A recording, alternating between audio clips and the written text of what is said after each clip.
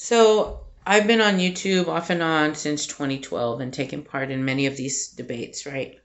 And so some of us out there who are veterans, when there's any given discourse, there's like an apex of it, and then it starts to fizzle out.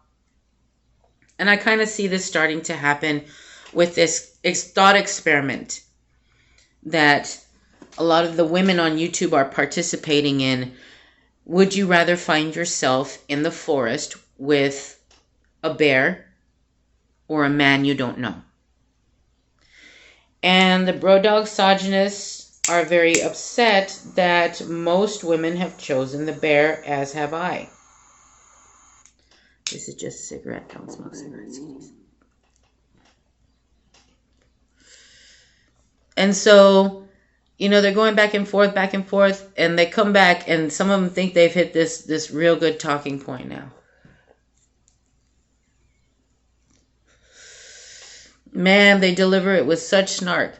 Some of y'all don't have the right to be worried about being in the forest with a man when you're the type to go home with a Tinder date after talking for 2 days online. I've seen this point delivered by men and women alike. Don't smoke cigarettes.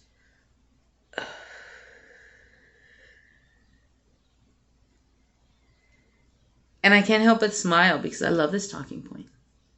I love it. It's my favorite thing for the opposition in this conversation to say. Those of you who are veterans like me, do you remember we used to use this term pound? And we use this term self-pound, like you said too much and you pounded yourself. See, the point is, at the core of this discussion, is that there are some men who understand and value the consent of a woman. And there are some men who don't. And you don't know which person you're dealing with until you get to know that man. And I'm not one to say all men this, all men that. My best friend is a man.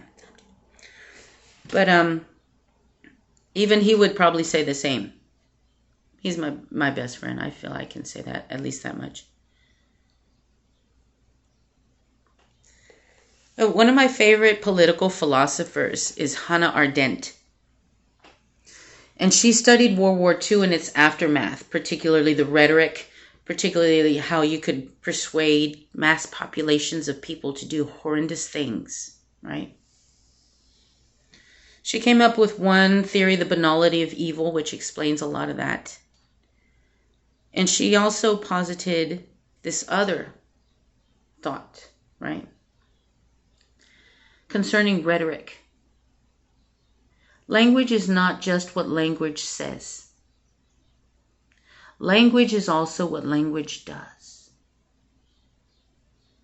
And this is a self-pound, because anyone who would openly come online and make that argument are exposing, pun intended, themselves as the type of man you should not feel safe in the forest with. The kind of man who doesn't understand or value that a woman's consent matters. That bear is not caring about her body count or who she smashed the night before. No such things matter to a bear.